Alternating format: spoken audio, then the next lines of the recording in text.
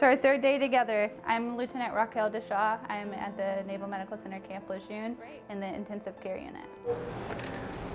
I knew I was going to be a nurse since I was 12 years old when I would get off the school bus and help my grandma's hospice nurse. She would help me do my homework and show me how to take care of my grandmother. My dad was a Marine, and when I found out I could give back to my country and take care of patients, I was on it. I am at the bedside taking care of critically ill patients. I can do that for sure. I teach corpsmen how to do the same.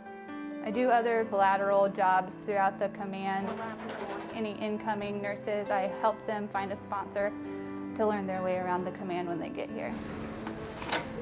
When I'm taking care of those critically ill patients, our active duty or civilian patients that come in. Yellow, so Okay. I told her not to be alarmed. I have to leave my feelings at the wayside because it's their worst day and it's my everyday.